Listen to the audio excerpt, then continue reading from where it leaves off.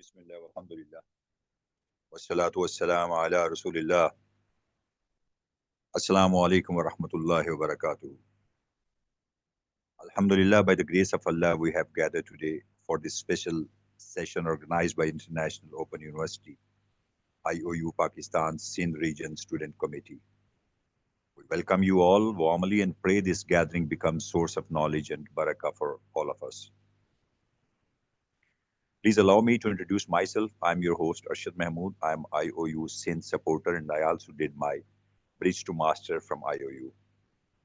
I have with myself the co-host sister, Sahar Qureshi, chairperson of the IOU Sindh Region Student Committee and a student of the Master's Program in Islamic Studies, along with the entire student committee, has worked hard to make this event possible today. Excuse me.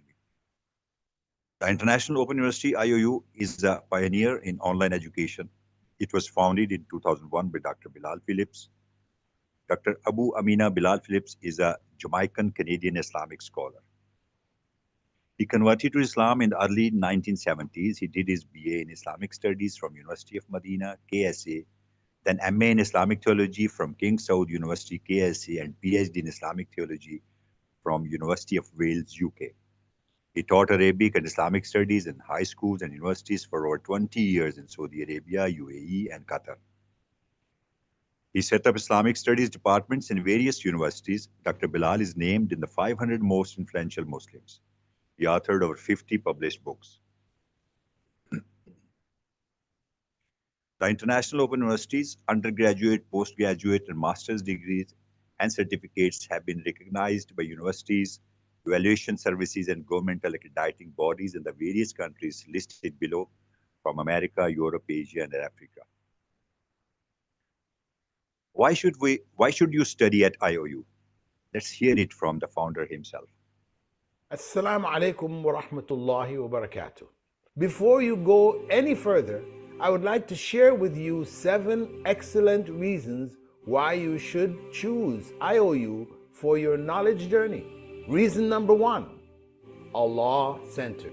We have deliberately returned morality to its proper place in all of our classes and lectures. Reason number 2, affordable. We have made IOU unbelievably affordable so we can educate as many Muslims as possible among our ummah. Reason number 3, accredited. IOU is a Ministry of Higher Education accredited university. Reason number 4, accessible. You can study at IOU from your home or anywhere at any time. Reason number 5, authentic. We only teach authentic knowledge that is aligned with Islamic core values of the Quran. Reason number 6, awesome. IOU has the most diverse student body of any university in the world. So you will meet and interact with Muslim students from literally all corners of the globe. Reason number 7, accepting. Women in IOU are fully represented and they have excelled beyond our wildest expectations. These are among the top 7 reasons why you should seriously consider enrolling in IOU, a modern online digital age university built on Islamic foundations.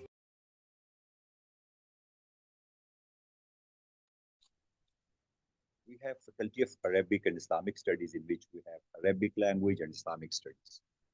In Faculty of Liberal Arts and Sciences, our university has business and sciences, economics and banking and finance, education, IT, and psychology. In these all departments, we have certificate, diploma, associate degree, bachelor degree, higher diploma, postgraduate certificate, and master's degree. IOU Urdu provides small courses with variety of online courses tailored to your learning needs, including short, intensive, and certificate programs. Our Foundation of Islamic Studies FOIS program provides a student with a strong foundation in Islamic science. For more information, you can contact the given number, email address, and check the website www.iouurdu.co.com. IOU has its subsidiaries, Quran memorization, general diplomas in Islamic studies, Ilm Institute, Solace Islamic Mental Health Services, which also helps the degree students in counseling the students with their studies. Our upcoming webinars on the same topic will be held, inshallah, by Dr. Shafiqur Rahman on 30th November 2025 at 4 p.m. Pakistan time, Professor and Head of Business Administration, International Open University, IOU, and Brother Muhammad Wajiuddin on 7th December 2025 at 9 p.m. Pakistan time, Regional Director, South Youth Club, Speaker and Trainer. If you want to contact us or have any question, you can contact us on the given WhatsApp numbers of Chairperson and Vice Chairperson of Sindh Student Committee or send email to pakistansindh@sc.iou.edu.gm. Today's lecture is on how to prepare for job interview by our honorable speaker, Brother Danish Khalil. Let me introduce Brother Danish Khalil. Danish Khalil is an internationally certified consultant, corporate trainer, and the CEO and co-founder of Exponential, a global e-commerce agency. With 12 plus years of corporate experience and extensive leadership in international e-commerce, he understands the realities of hiring process from the inside out. For the past decade, Brother Danish has trained more than 10,000 students and guided over 100,000 professionals worldwide, helping them refine their communication skills, confidence, and interview performance. His strong background in organizational and communication psychology equips him to explain not just how to answer interview questions, but how to present yourself with the mindset and presence employers value. As a visiting faculty member at IUBM, he works closely with students and young professionals, preparing them for the transition into the corporate world. His frame, his frameworks and teaching methods are practical, psychology-driven, and focused on real results.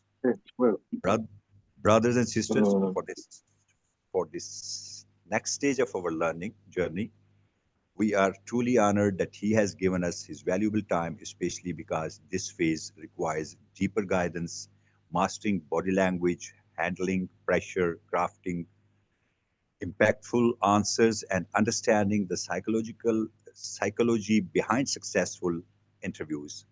His expertise makes him the ideal specialist to take us further. Please join me in welcoming our distinguished speaker, Brother Danish Khalil. I invite all of you to benefit from his insights, experience, and guidance as he begins his session. Without any further delay, Brother Danish, over to you. Jazakallah, Arshad. Assalamu alaikum wa rahmatullahi wa barakatuh, everyone. I hope you guys are doing great, Alhamdulillah. And it's been an honor to be a part of this workshop and be a speaker of it. I welcome everybody who is joining today for this session. So let's quickly roll over.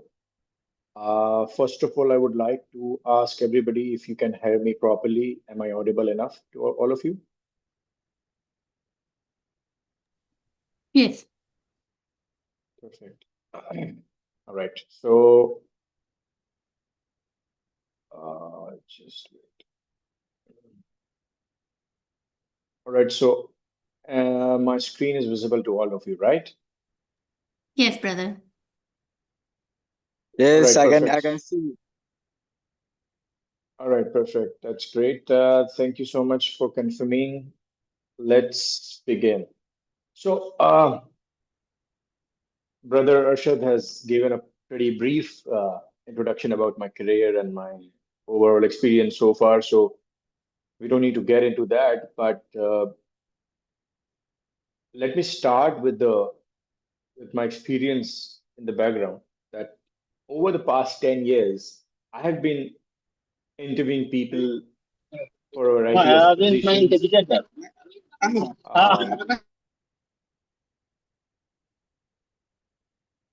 okay, I think these interruptions might be Unavoidable. Okay. Everyone is let's requested to please mute your mic. yeah, it's easier for us to avoid the distraction, right? So okay, so over the past 10 years, I have interviewed like thousands of people in my life, and I'm still currently in the phase of interviewing people in my own company. Uh, and one of the most important things as an employer or um, as a hiring manager, I look in my candidates. The most important thing that I look in my candidates is the confidence that they bring in. Obviously, that is the most important thing.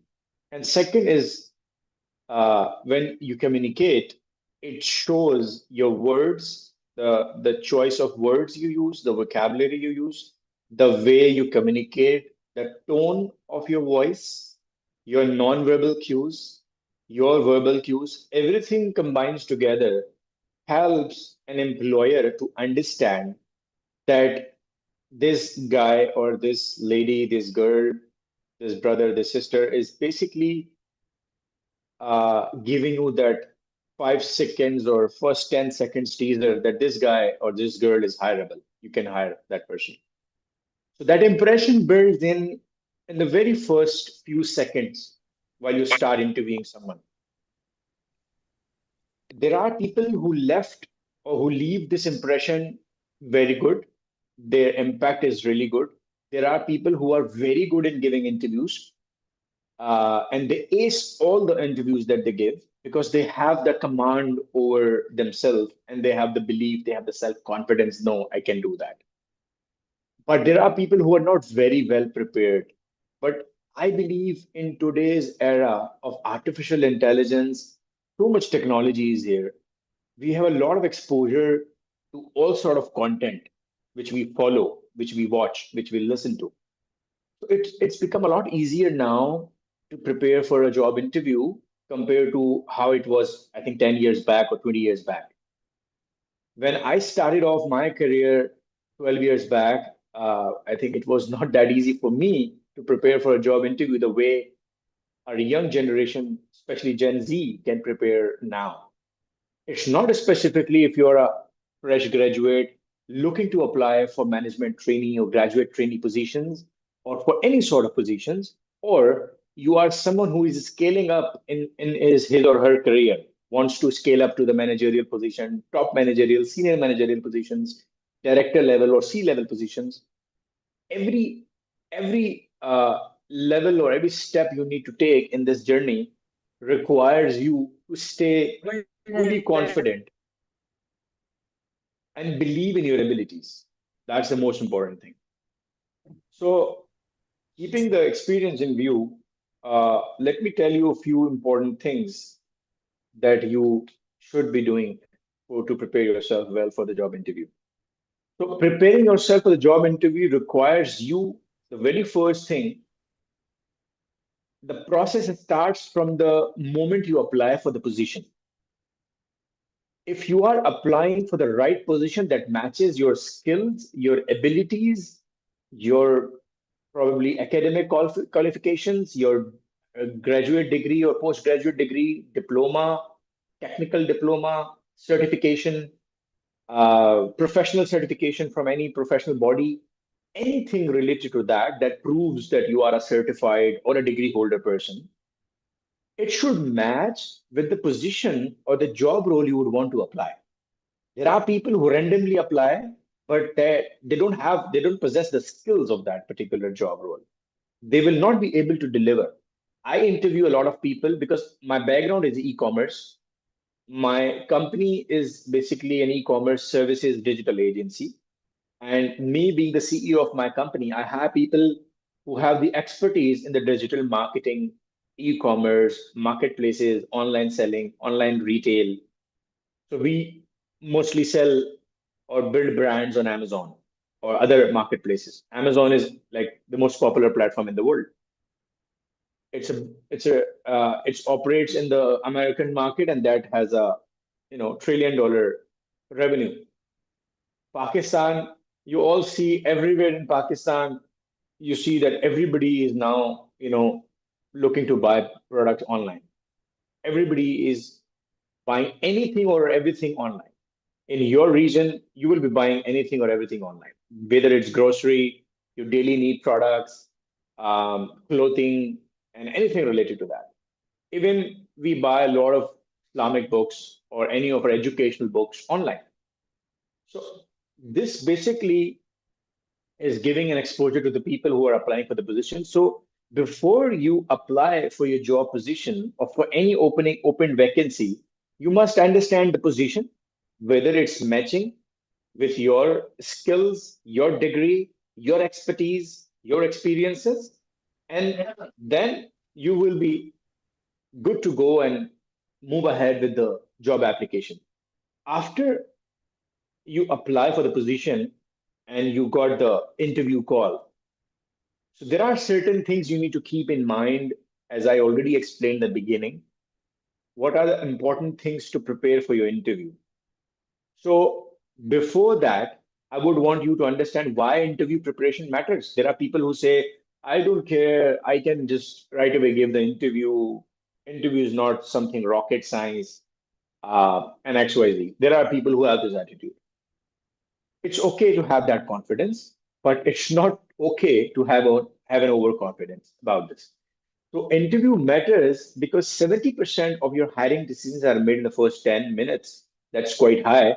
Now I would say uh, your appearance, the moment you come into the room of an interviewer, or you're giving an interview online, maybe via Zoom or Google Meet or Microsoft Teams, your interview is virtual or physical. It, the first, I guess, 30 to 60 seconds are the core for you and the decision to be taken by an employer that this guy or this girl is hireable or not. So interviewers basically assesses the confidence, your the way you are communicating, obviously, and the way you coming in, your personality, your body language, your eye contact, and all sort of abilities that we call as a non-verbal cues that really matters to combine together and building up your confidence level, because that shows that this guy is definitely confident. And after that, your knowledge testing, you know your job role or not, all of those things comes, I think, quite secondary or tertiary. The primary thing that an interviewer notices is about your confidence, your body language, how you are doing your eye contact, the way you are talking, the way you're communicating, how nervous or not nervous you are. All of these things really matters. So interviewers also test your problem solving, your technique to discuss or tell about a story or discuss about a problem solving approach that you did in your previous job role or experience that has helped you or the company to resolve that problem, or adaptability to change. A lot of people lost their jobs during the COVID time and they couldn't able to cope up with that, and there are people who are mentally not ready, their mindset is not ready to be prepared for what's coming, because the COVID wave came in and the people have started to adopt to the technology using all the online virtual meetings and all these softwares. Zoom got popularity in that day, in those years. Google Meet, Microsoft Teams, we rarely used those. But after that, people have realized this is the future. You have to know these important tools, their softwares. And in today's era, after 5 years since we had the COVID wave, we have artificial intelligence everywhere. Now, what's how artificial intelligence creating the difference and also filling up the gap between you and other candidates. As you walk into the interview room, or you just logged in virtually for your job interview, it's very important for you to know about the job role, the required skills they mentioned in the job description, the eligibility criteria, and whether you have those skill set or not. Secondly, how adaptable you are today to artificial intelligence. Rather, you worry about your job that artificial intelligence will take away my job. It will kill the job prospects. That's not the case. Artificial intelligence is basically making you more smarter and getting things done quicker than before. So if that's the case, then those people who adopt to the artificial intelligence and to all the softwares that is coming in, and the moment your adaptability is better than your other candidates, you will be able to outshine in your interviews by mentioning that I am using XYZ tools. I am expert in using ChatGPT. I can build my own prompts. I can build my own GPTs, the custom GPTs. I have been playing around with all of these softwares that is coming in. I am always checking all the authentic information at Perplexity, that is where all the research-based educational stuff is being done. So if I'm a lot into the AI already, the quicker you have the mindset that now it's an era of artificial intelligence, and the quicker I adopt to it, the better it is for me because the more time I would take, to have artificial intelligence embedded in my regular day-to-day operations, the farther I become about the moment the pace is moving on. The way industry, the way world is globally moving on, I am not gonna be able to pace up with that. That's my most difficult thing to do. So in order to prepare in today's interview landscape, AI-based screening and softwares are already there. Uh, they scan your CV before any human can read it. They check for the important keywords, relevant experience, formatting, job role alignment, tools used such as LinkedIn and Paradox, Olivia, uh, Test Gorilla, and so many softwares that people use these days to screen the candidates, to pre-screening the candidates before they actually jump into the interviews of those. So why it matters is if your CV doesn't match the keywords, it can get auto rejected even if you are qualified. So that is why preparing your CVs in a more smarter way with the right set of data, right set of keywords, right set of information is so important these days. Rather, you just prepare a normal CV, the CV that is quite outdated. Let me show you one of the CV or a portfolio that I prepare for myself. Uh, this is a little old. I think I prepared a couple of years back, but this is not actually how it should be today because I have added a lot more experience, a lot more skills in what I do today compared to 2 years back. I was in 2023. So this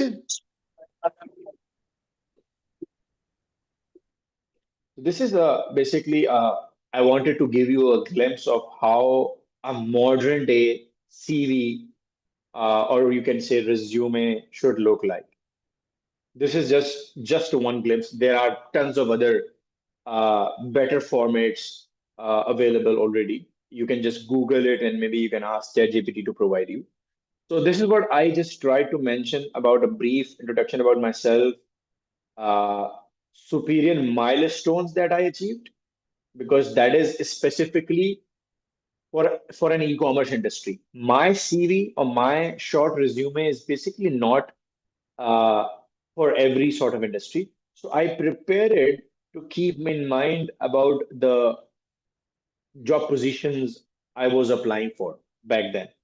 It is before I started off my own company, but also in order to uh, get some projects related to e-commerce, you need to post yourself, your resume, your portfolio, your profile, your CV. That's how you get more work in our industry. So you have to prepare your profiles like this. So I have mentioned my milestones related to my field, that is e-commerce. If you are a doctor, if you are a pharmacist, if you are an engineer, if you are an accountant, or maybe a chartered accountant, your CV, your resume should reflect your milestones, your skill sets, and your technical competencies, experiences, and everything accordingly.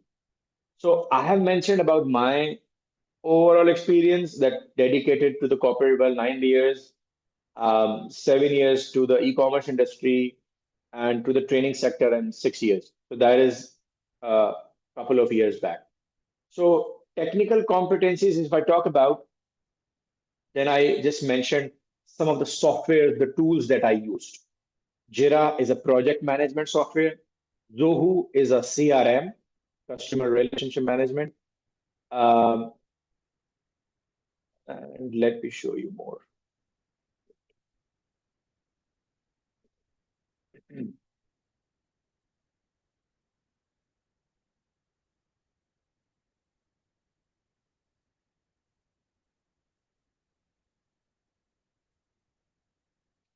Okay, so I was showing you the technical competencies. So if I look into this, then Test Gorilla is a software that is being used for pre-screening and HR related uh, prospects. Helium 10, Data, these are the softwares related to e-commerce. And Slack is your regular communication day-to-day channel that is being used professionally in the corporate world. So one of the tip that I would want to give you guys, even if you are starting off your career, if you're already in the midway of your career, already growing in your career, it's for everybody. Have your superior expertise and competencies in softwares and tools today. Because we are living in a very smarter world where people rely a lot on automation, rather they do things manually. There is no concept anymore to prepare a lot of sheets and manual work in order to do the record keeping of the data and everything related to that. Everything is being automated now. Even in our field, what we do, we use a lot of ChatGPT and ask ChatGPT to do the analysis for anything. If I have to hire for a certain position and I don't know much about the position myself because I have no experience in that, and I'm hiring a guy. For example, there is a position I had as a project. I need to hire some people here in my city. So I got a project from someone in Canada, and they asked me to hire and build a team of five people. And one of the position was the retainer customer retention specialist. I never hired anyone related to that position, so I had to study myself and dig deep and do some research related to that. That what exactly is the position? What sort of people are the best fit? What are the core competencies I need to look into those? What are the skill sets I should be looking into? What should be their educational background? What should be their core expertise? What are the tools, the software they're using in today's era, in 2025? So I first have to understand about the position that I am going to get my candidates applying for. And based on that, I should have an understanding about the position first before I start interviewing people. Same goes vice versa for the candidates. They also need to understand about the job position they're applying for. And it's whether it matches with their skill set, their educational background, experiences or not. So this is how I prepared one of my CV. And in the corporate world, if I want to tell anybody about my professional career highlights, I prepared this infographics in order to explain everybody that this is what I did, this is what I have accomplished in my life so far. Many of you may have more accomplishments than this. So this is what I prepared to make my portfolio looks up to date with what people are doing these days. This looks attractive, this looks graphical, and it is now being used more. Rather, people read your whole paragraph about your experience and so much text. Today's generation, they don't, tend to read a lot of this. Visuals are always very eye catchy, and it makes things a lot easier to remember and retain. Your retention makes better when you see visuals, or you see listen to an audio, or you watch a video. you try to retain more compared to when you try to read longer paragraphs and probably 1,000 words or 500 words, 500 characters or 1,000 characters. It's rather easier for anybody to visualize this. So this is how you should, or you may be able to. I think this is just one example. You can find tons of examples. Canva, you might have heard already, and you might have you using it already. Canva is a software that anybody can use. Back then, 5 years back, I believe we need to hire a graphic designer. That was a need. That was a requirement. Today, anybody can become a beginner level, starter level graphic designer by using Canva. It has a lot of user friendly tutorials and tools available that anybody can get hands on and can start preparing or creating their own creatives, banners, social media posters, anything related to that. Maybe some sort of the infographics like this. It's so easier now to bring your own creatives, make your own creatives. You don't need to rely on any graphic designer. That's not possible.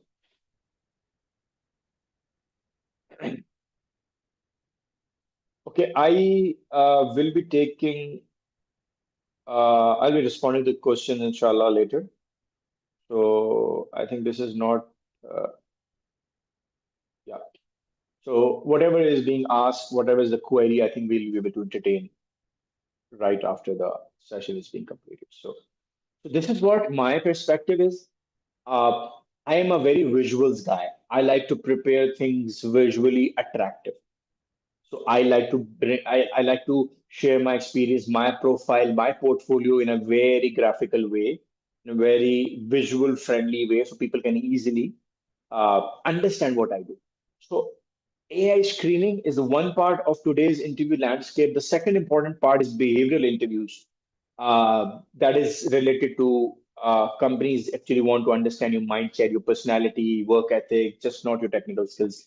And for that purpose, they ask about your previous experiences working in cross-functional teams, your previous experiences working with different departments, your previous experiences working uh, with a very difficult boss and working with someone who is control freak kind of a boss or kind of a supervisor. So there are many examples of how and many types of different bosses that you work under, many types of supervisors that you may have encountered in your life.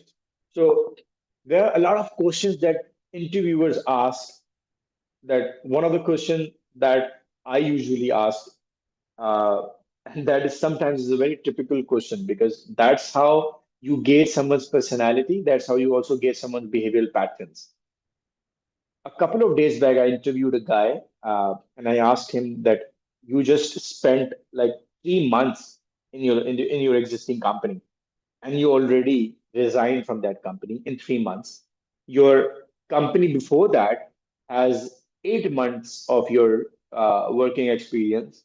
That means your tenure is pretty less. You don't even work for 1 year at one company, and that is really concerning for me because I and my team has to spend a lot of time with you in order to train you for the job role that best fit for our company and that best suited for what we want. So if I would like to invest my 2, 3 months on you, I need to be very sure if this guy gonna give me at least a couple of years or maybe at least 1.5 year or 2 years because I'm spending a lot of my energy, my time, and my overall energy, my educational patterns that I'm gonna share with you, my experience that I'm gonna share with you. So that is very important for me. That is very valuable for me. So I really need to be sure that this guy gonna stay with me for at least 2 years. That's when I'll be able to hire him, train him, and get him ready for what we want because in any company you need to give at least 1 month to the new joinee to at least get accustomed with the things that you are doing the way you are doing it, your company's policies, norms, values, sops, company's vision, mission, what you want to achieve, where were you a couple of years back, where do you want to be the next 5 years and 10 years. As an interviewee, you also need to ask such questions. And I really appreciate as an employer that my candidates are actually asking me questions related to my company's objective, my company's vision, my company's future plans. This is really important for my job security as an interviewee, as a candidate. I need to understand where this company want to go. Where would they see themselves? Are they having a clear vision? So that's really important as an interviewee. In the similar manner, as an interviewer, I prefer to check behavioral patterns. And I ask the guy, why are you leaving these companies in a very short span? You're not even serving 1 year in any of these companies. In the past couple of companies, 8 months experience and now 3 months experience. This is making your CV looks really bad. As an interviewer, as an employer, I'm really concerned about if this guy is going to stay with me or not for a longer period of time because I'm going to invest a lot of my energy, my time. So the the response I got was quite negative, and that was the first clue that I got that this guy is not the right person to hire. He was talking a lot negative about the people and about the definitely about there are certain things that are not ignorable, cultures and office environment, toxicity, a lot of those stuff that is there. But he was completely talking negative about the company, about the bosses, about the owners and everything. And it was like, and the communication, the vocabulary, the terms that he was using was also not appropriate. So there are many things you need to, and he was kind of getting angry as well when I asked this question, and he was like, "Oh my God, what did he ask? That's not that's what not I was expecting." And then the response was not satisfactory at all. So you need to control your anger, you need to control, keep calm on your patience levels as well. This is how you will be able to present yourself as a professional and ethical guy. Then there are companies who give case-based challenges. And this is one of the most important thing that I give because in my industry, I look for highly technical people. And in order to gauge and measure someone is technical enough or not, I first need to understand if this guy actually understands uh, what I want from him. So I try to give them the case study, a problem solving scenario. And based on that, his response, his pattern of from where it's coming from and how he can take things to the next level, I gauge the whole pattern in a way to understand where this guy is coming from and how his or her approach is, the pattern of questions, the pattern of you can say possible problem solving clues that he has put into, and if put together, if that makes sense, that what he is trying to say. Because everybody or anybody, like if I am interviewing five different people in a panel based interview, then everybody will have a different opinion, different mindset, and different problem solving techniques or ability. So not everybody will match with what I'm thinking, and it's not necessary that what I'm thinking is absolutely right. Because by asking you the query or the question or putting you in a situation, in a framework, in a mindset, that if you will be at my position and if you are into this XYZ situation, how would you be able to cope with the situation and how would you be able to respond to it? So that's where we put we try to wear someone else's hat, and then wearing that hat, we try to take that decision. That's what happened in the corporate world. So you try and change different hats, sometimes decision making hats, sometimes problem solving hats, sometimes ethical hats, sometimes become a cooperative co-worker or employee. So that's where it comes from. And the most important thing uh, is culture and communication check. That is one of the most important things. So if I need to evaluate anybody, I really need to understand that this uh, attitude and the way he will be able to work in teams in close coordination with different departments. So I really need to understand that how the person prefer to work. There are people who say that I need a separate room to work for. I cannot sit in the hall area or in the linear structure type workstations where I have to sit with other team members. I cannot work in that sort of environment.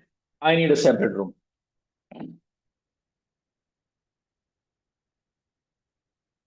So the similar situation comes in where I ask questions related to, do you prefer working alone or teams? What motivates you? Introduce yourself in the 60 seconds. So there are patterns I need to check in someone's communication. So are they able to tell that what exactly motivates them to work for someone? What motivated you to apply for this position in my company? That's a very common question I ask. And introduce yourself in 60 seconds, or probably you can ask, what have you achieved in the past 2 years that you are proud of today? Many questions. There is a huge checklist of questions that you can ask. Right. So, why it matters for companies is basically they want good cultural fit, clear communication, confident guy to present. Because uh, in today's world, everybody is much familiar with how the globalization operates, and our centered or official medium of language is basically English language, and everybody communicates on that. So it's very important for us to have a clear communication, because there are job roles where you need to present to team members, maybe different clients, uh, and so many other things related to that. So you need to be really super confident about it. So how AI tools can help candidates prepare and smarter and faster for job interviews. AI resume tailoring, AI-based mock interviews that helps you to prepare, obviously, company research and skill gap analysis. So in order to prepare AI resume tailoring, it uses AI to match your resume with the job description, optimize keywords, formatting, and clarity, improves your chances of passing the ATS screening. So first of all, what I mentioned here is that your AI screening really matters. And in that, you need to have your keywords, relevant experience, proper formatting, job role alignment. And I think everything needs to be there properly. So before that, you have to use tools that are common these days. ChatGPT is one of the most common tools. We all use this. But there are other tools as well. Resume Worded, JobScan, TealHQ, many softwares.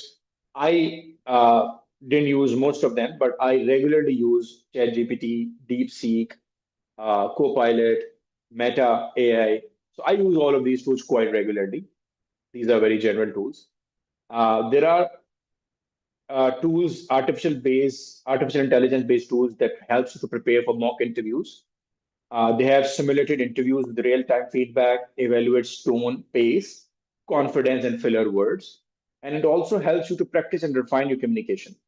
So Google Interview Warm-Up, Huru AI, Prep AI, Udly, Interview Warm-Up by Indeed. So there are many softwares, AI-based softwares available today that helps you to prepare for this. Skill gap analysis is also one of the important areas that I try to fill in. But Coursera skills graph, LinkedIn skills match, Career Explorer, ChatGPT custom prompts. So these are the tools you can use to gauge the skill gap analysis. AI compares your profile with the job requirements, identifies the missing skills and areas to improve, and guides your preparation more efficiently. Fourth is company research with AI. So I use ChatGPT, but I use ChatGPT and Perplexity. but Glassdoor, AI Insights, LinkedIn Company Insights, and Google Gemini, all of them are very important. It gives you quick insights to company culture, values, and updates. Also summarizes their competitors' role expectation and helps you prepare for why and role fit questions. So Perplexity is a very, very important tool. You can ask as many questions to understand about the research. So, for example, if I ask, what are the top skills needed today if I want to apply for an Amazon PPC manager position globally?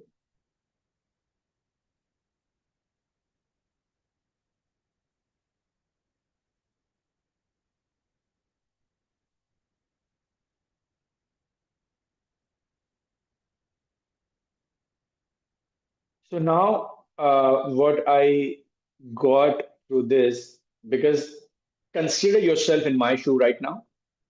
And if you want to apply for a position that you just saw on Indeed or LinkedIn or wherever you saw that, the position is about Amazon PPC manager that is required for an agency or for a global e-commerce brand.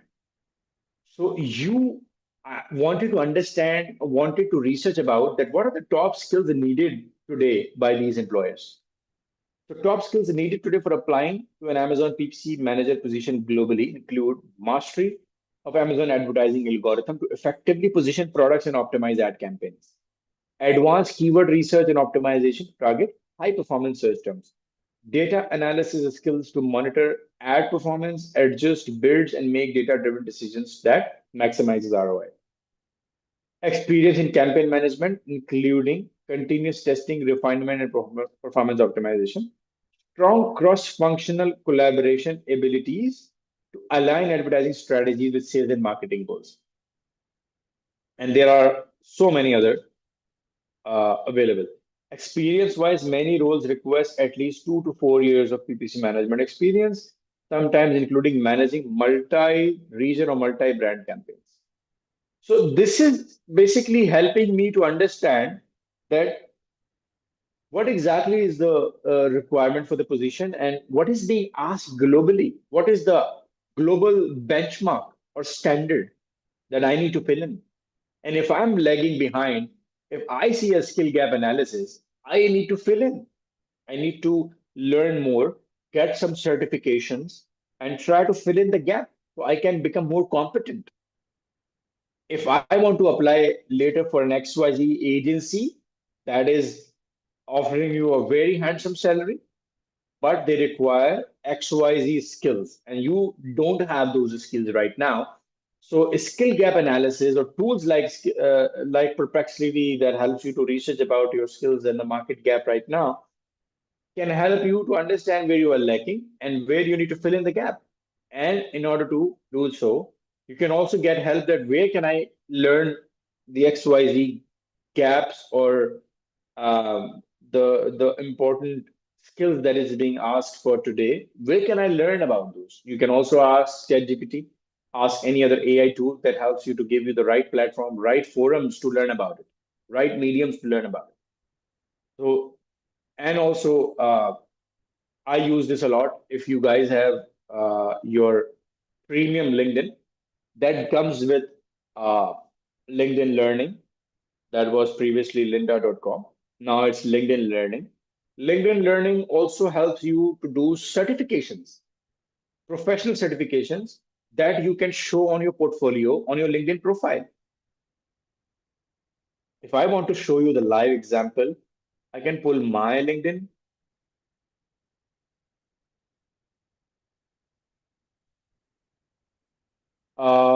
Let me show you about one of the certifications I did online. Yeah, this is the certification I did online, social entrepreneurship. There is HP Life e-learning. They have smaller content and modules. You learn from it, you watch some videos, you listen to some audios, and based on that, there is an MCQ based assessment, and you there are certain questions to answer, and based on that, you complete that whole certification modules, and after that, you will be certified, and you can show your certifications online on your LinkedIn profiles. That's just one example, and there are tons of other examples that people are doing it these days. I think I don't have any other example. Yeah, also did this one. That was about sales forecasting. So this is what I did in 2015, exactly 10 years back. I probably just started off my career a couple of years by at that time. Similarly, I put in more certifications here on my LinkedIn profile. That was about the social entrepreneurship. The latest one is latest what I did. Then there are certain other certifications. I did live webinar, fundamentals of Incoterm, sales forecasting, unique value propositions, building effective teams, so many other certifications that I did. These were all my engineering related. So you need to present yourself well as well. Your LinkedIn profile speaks for it. So this LinkedIn profile is not perfect. My LinkedIn profile probably lacks a lot compared to how others are doing it. My profile is still not up to that benchmark. I don't feel it that way. But still, I would say that I have put in the most important highlights in my profile.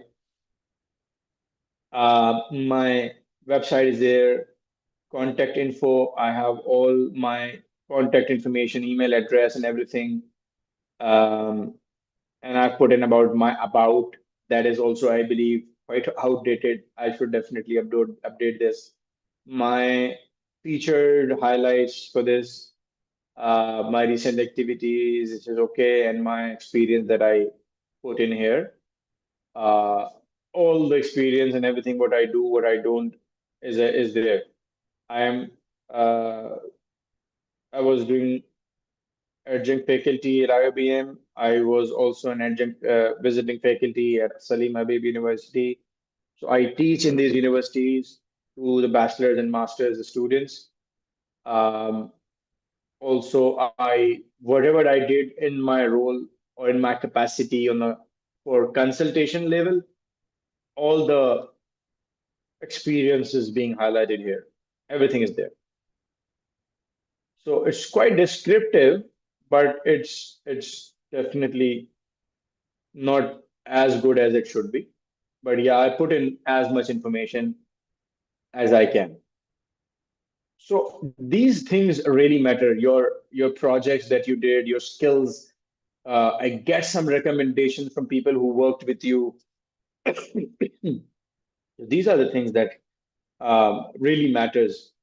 Anything you wrote, you can put in here. Your advanced courses, certification, and any appreciation that you got.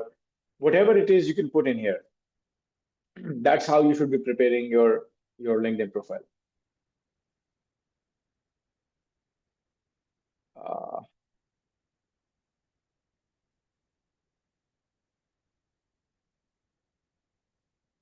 okay, so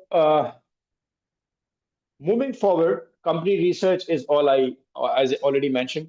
ChatGPT and Perplexity will also help you. Also, for the job role and position, Perplexity and ChatGPT will help you to understand about the exact job position and what is being required uh, to be among the top tier of the candidates. What you should have in terms of your skills, experience, certifications, education background, and all sort of those things.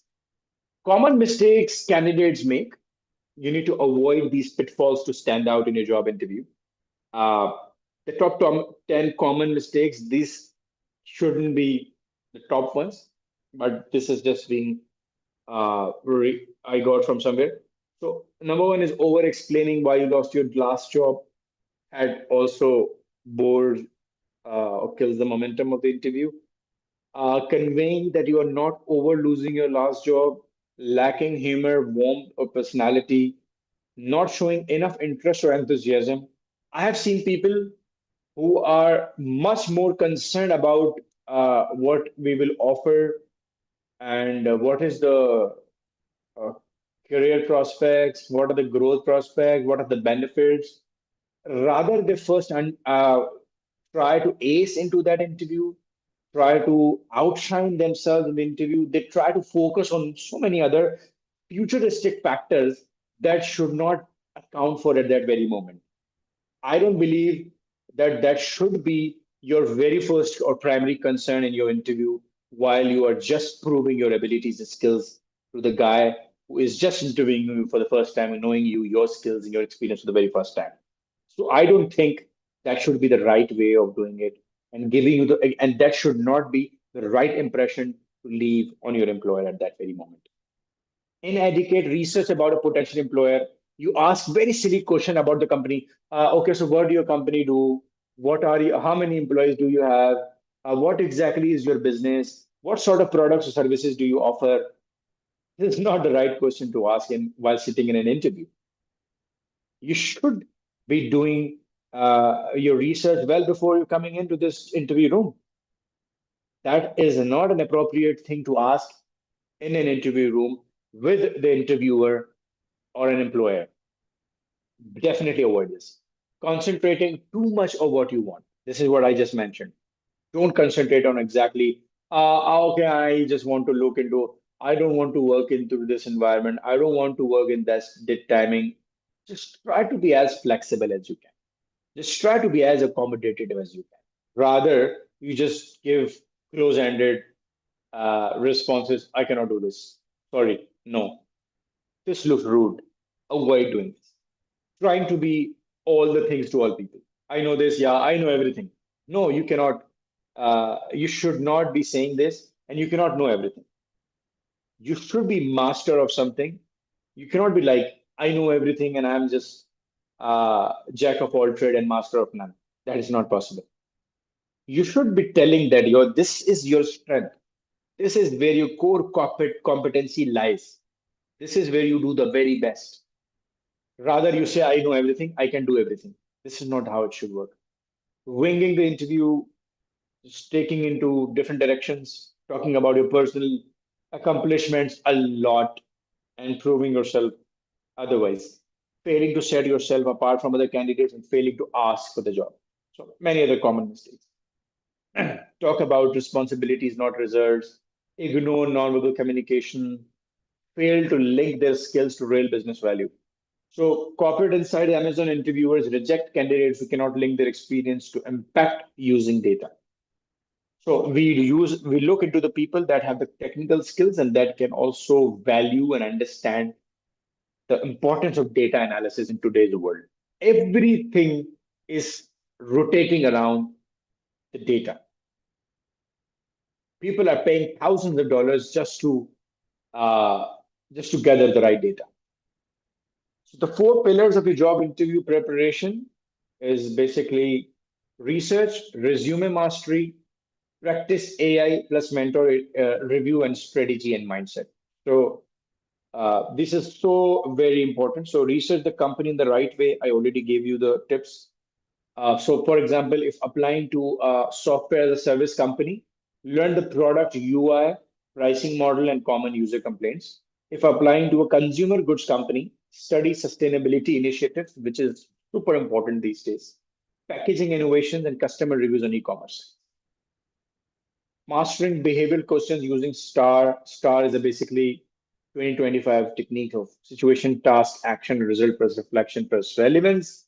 So this is basically what you need to do is there is an example related to that, but I think we have a pretty limited time, so we just quickly move into the other areas.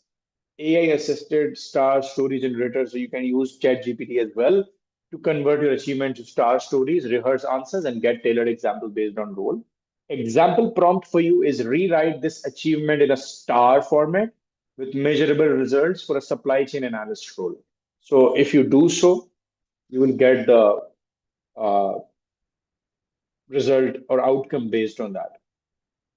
Non-verbal communication is extremely important. Your posture needs to be straight, subtle smile, controlled hand movements, eye contacts, confident tone, and active listening.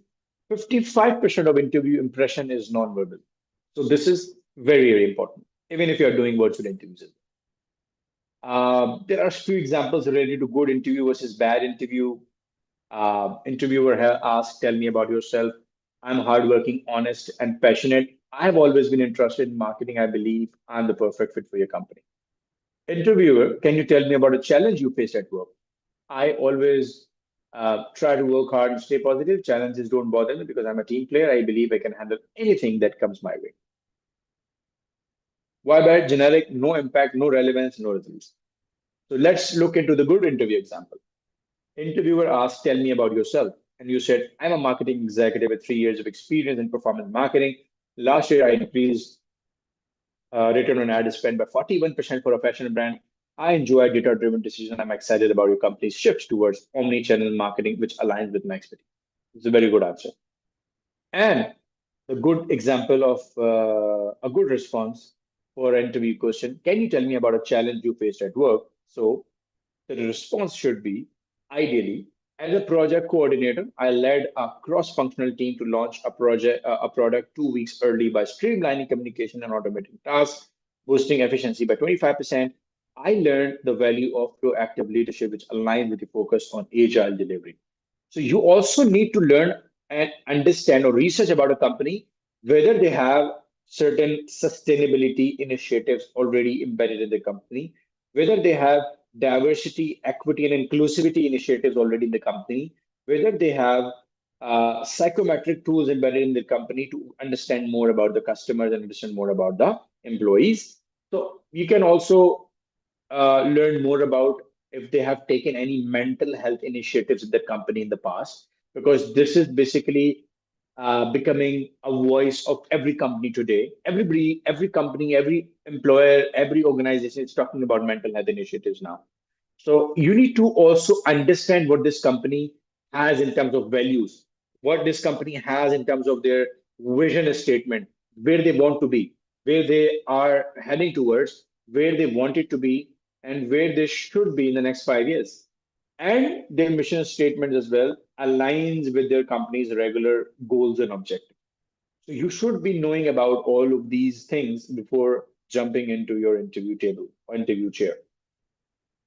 So questions you must ask the interviewer: how does success look in these roles for the first 90 days? There are certain candidates who ask us the question, and that is a very important question. I personally prefer that this question to be asked by as an employer, that you should be asking questions related to your future growth in the company. That, do I have a growth in this particular job role? What is the maximum hierarchy I can get into? What is the maximum position or the title I can get into?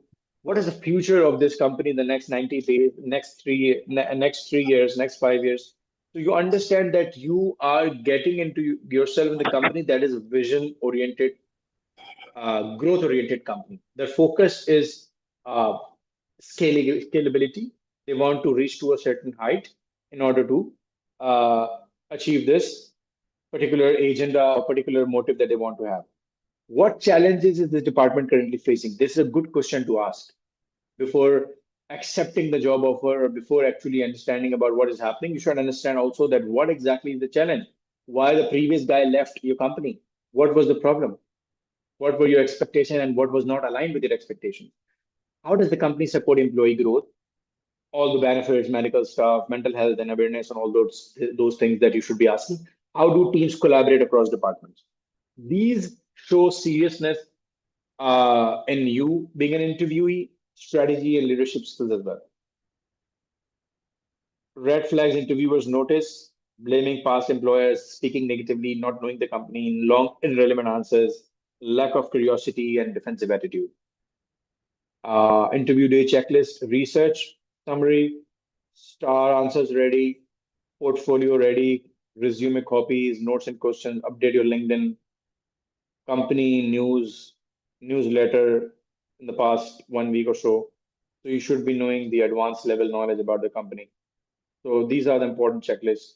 Interview etiquette and professional conduct: be punctual, polite, prepared, and positive. This is important. uh, post interview wrap up the experience. So for your interviewer, send a thank you note to express gratitude for the opportunity that you got to be in that interview chair, in that interview table. For the position you're applying for, note what you have learned about the role and follow up with the interviewer about the next steps for it. For yourself, reflect on how your interview went and how you could continue to improve. Always try to evaluate yourself. I always do my self evaluation. I always try to rate myself. I always try uh, to give myself rating on a scale of 0 to 10. That's my very common habit. I always do it with myself, whether I was good or not. Even after this session, I'll be asking myself and I'll be rating myself as well. That was it good enough? Did I able to deliver the maximum I could in that time zone or time frame I was allowed to? So these are so many things that I personally do for myself before I actually conclude that chapter. So thank you so much everybody to listening for this very patiently. If you guys have any questions, now you can ask.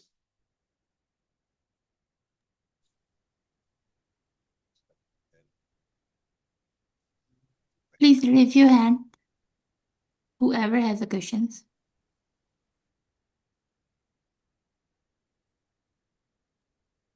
Till then, Brother Arshid, you can ask questions.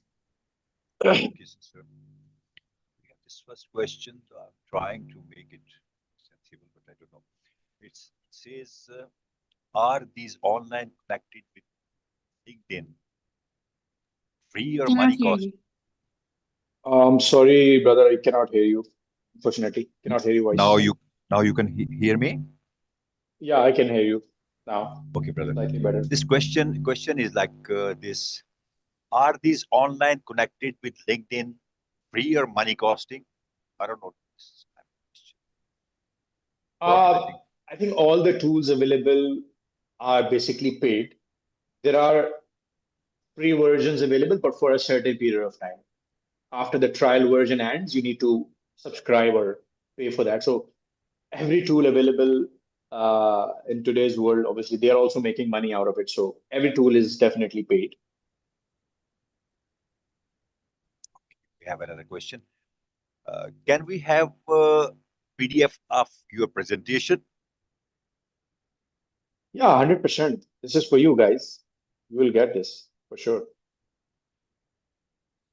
Question from another brother. Can you tell me which AI can make my resume and design it to like Chat GTP, make PPT and give us a link directly? Yeah, ChatGPT can prepare PDFs, PPTs, Word documents, anything you ask for.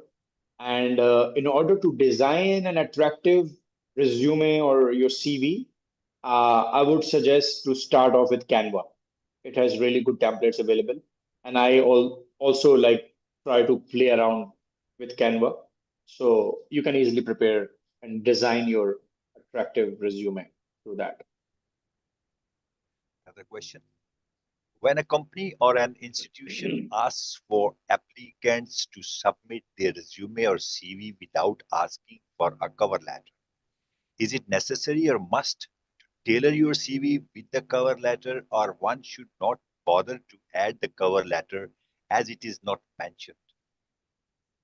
I think honestly speaking, cover letters, I personally believe is quite an old school thing now. It's an obsolete strategy or obsolete thing to add up, but still a brief uh, covering of your experiences and career highlights in a one paragraph, I think that should be there along with your CV attached to it. So that should make sense. It actually helps for an employer to briefly understand what you do. So this is, I believe it's still important. Thanks a lot, Brother Danish. Sister, is there any other question with you, please?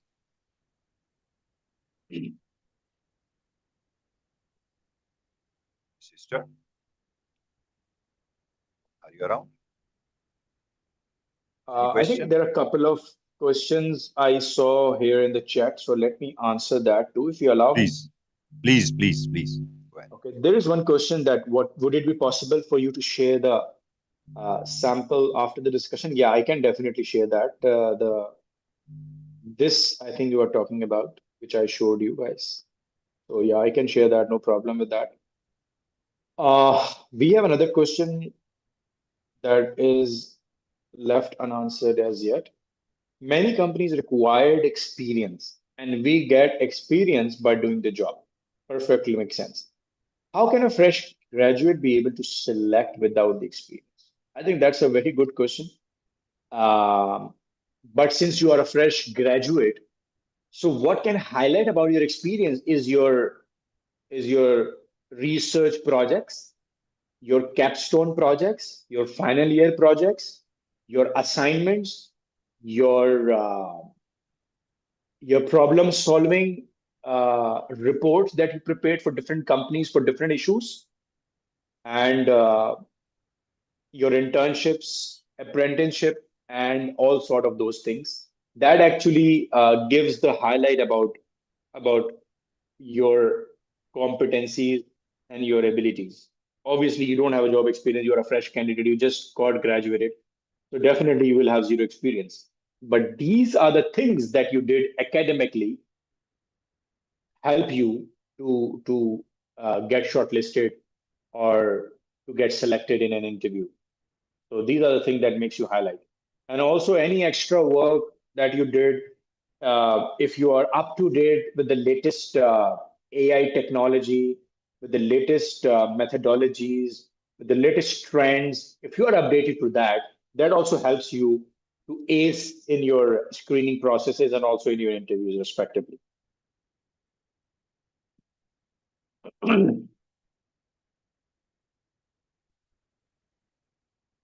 What salary do you want the company to pay you if you're selected? Uh, that's uh, hmm, that's a very subjective question because that depends on the job market of that particular position and what everybody is offering as an average.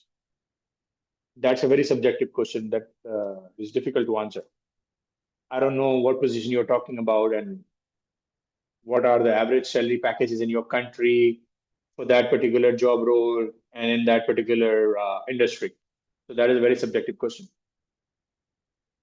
If you can ask me about related to e-commerce, for a PPC manager, 2 to 3 years experience, $1,000 to $2,000 a month is a good salary. That's a very good salary, especially for uh, for the countries in our region. We people have really good skills and can easily work in $1,000 to $2,000 every month. That's quite easy to uh, do so because our exchange rates and everything is quite different for USDs and all these foreign currencies. So it's very, I would say, higher salary packages for us.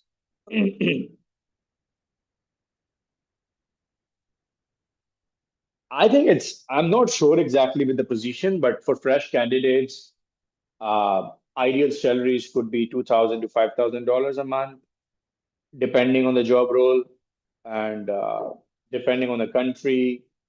And this is something depends on the position. If you are just an accountant, your salary might be lesser than you are being hired for a managerial or C-level position, director level position. So average salary bracket, you can definitely find that out via ChatGPT or Perplexity. Go to that, ask that, give them the prompt that this is the position I'm applying for in my XYZ country. What should be the ideal salary package for my position? So you can definitely ask that ChatGPT. ChatGPT is what we rely on now. Any other question, guys?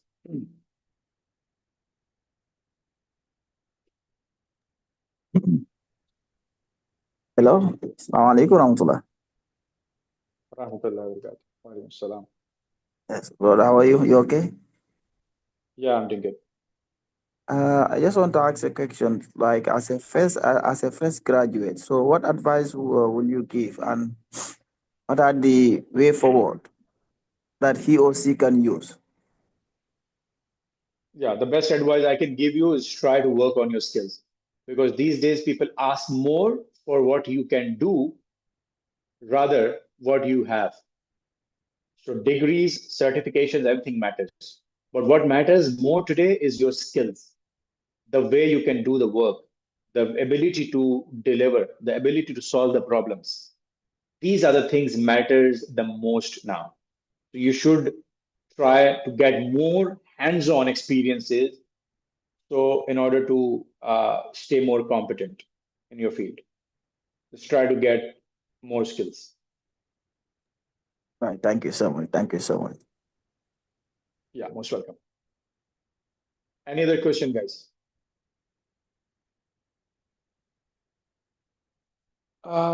Is it appropriate to let an interviewer know that I can only commit to the job for a specific period, such as 1 year? No, no, that's not appropriate. Uh, that's really not appropriate unless you have some sort of a situation. Like for example, if you're getting married and you're moving to some other country, moving to some other city, or some other problems. So that way you can probably mention, God forbid, if you have any medical issue or something, then you can mention some sort of those things. But mentioning specifically about committing for a certain period of time doesn't make sense, and gives it doesn't give a right impression to the employer. So I would not recommend that.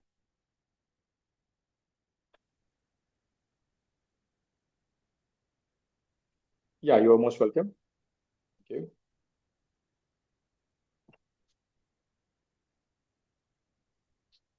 All right. Any other question?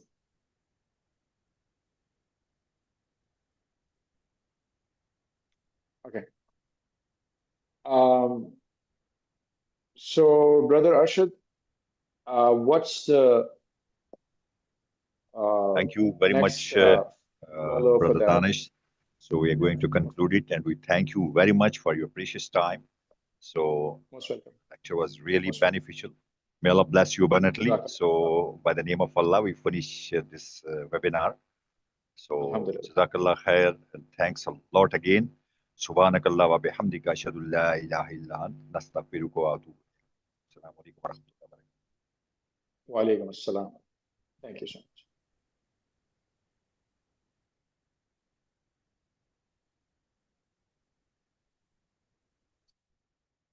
Tujuh dulu.